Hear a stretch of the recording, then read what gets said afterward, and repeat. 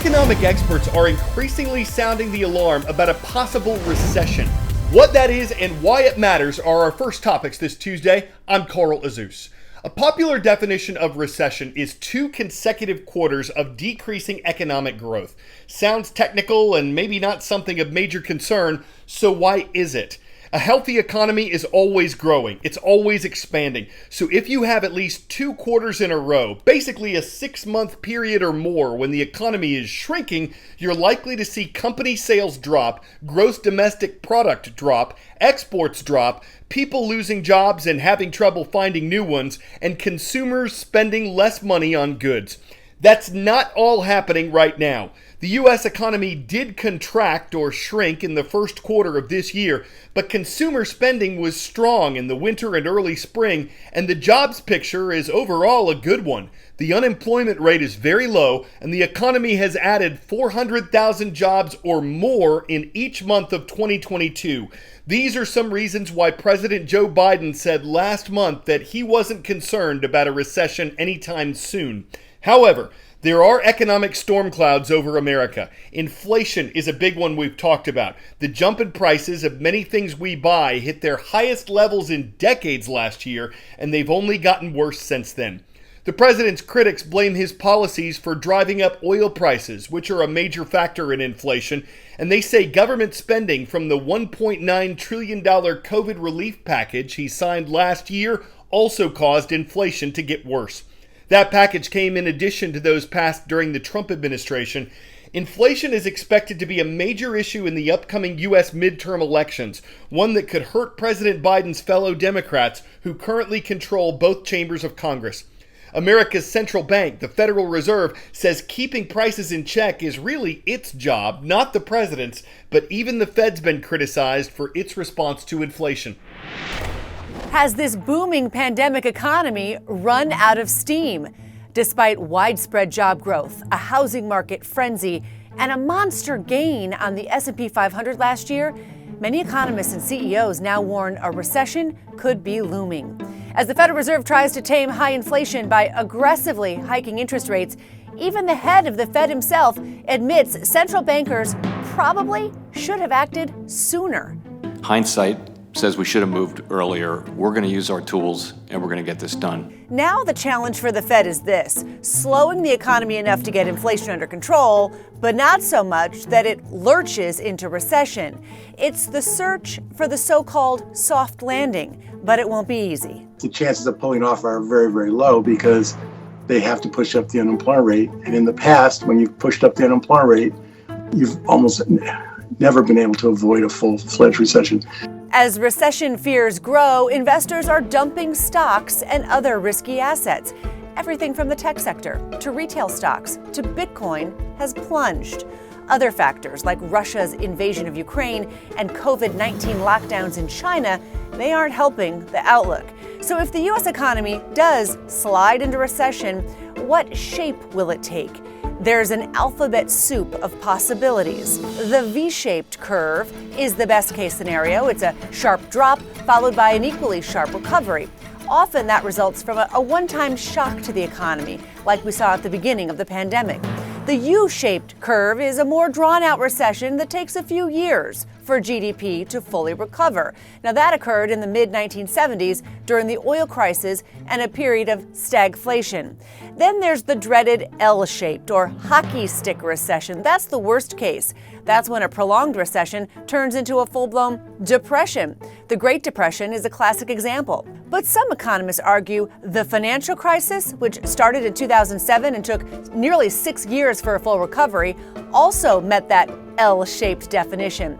There's also the W, when the economy bounces back quickly, only to slide right back into recession. And finally, there's the K.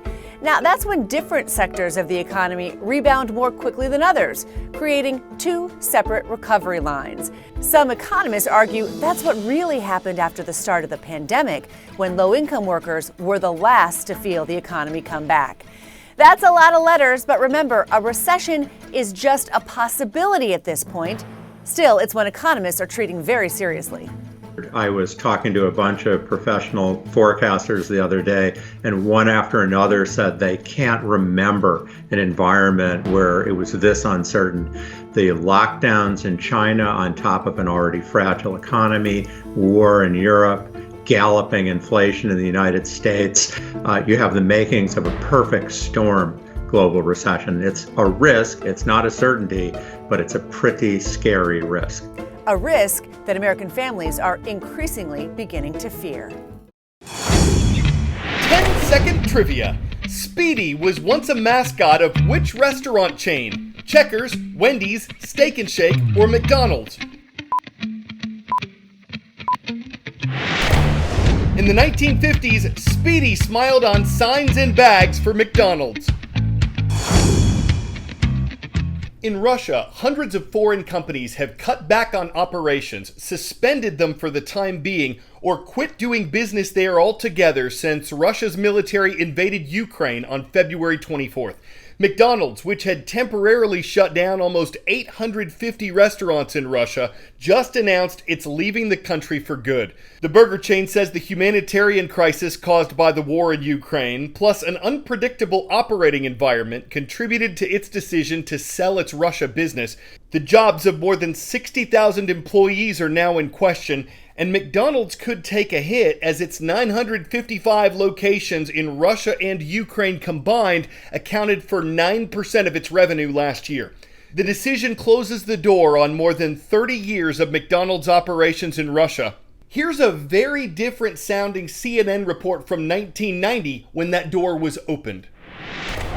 In a dismal season for the Soviet economy, a golden vision of hope on the horizon.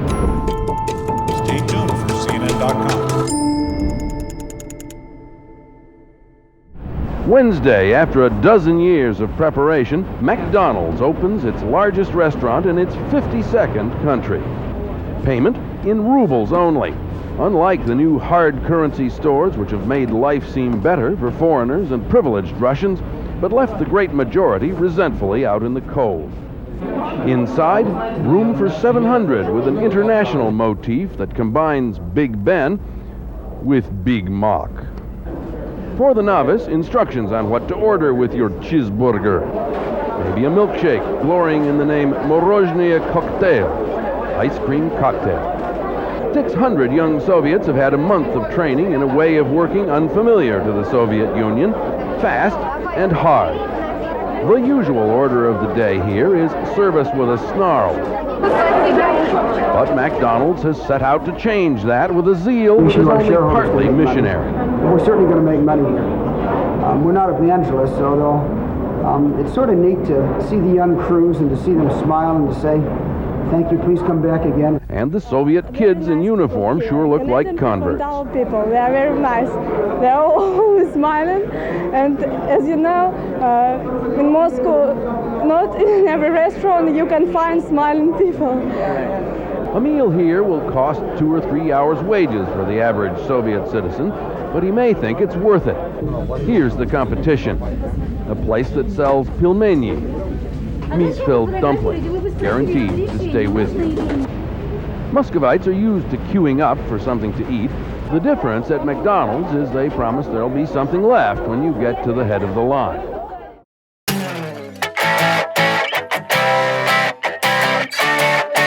Two weeks ago, we told you about the longest glass-bottomed bridge on or above the Earth. Today, we're taking you across the world's longest suspension footbridge, which stretches for a little under half a mile, but over a deep mountain valley in the Czech Republic, about 312 feet over it. It's mainly supported by 6 cables. It took 2 years and almost $8.5 million to build. Pedestrians say it gives a great view, but it does shake. So if you're looking to shake a leg, shake, rattle, and roll, shake it up, shake your groove thing, shake, shake, shake your booty, and hopefully not shake anything off the bridge, it could be kind of fun if you're not shaking with fear or shaking at the knees after getting roped into a suspenseful shaky bridge shake-off. I'm Carl Azus, and that about spans all the bridge puns I got left.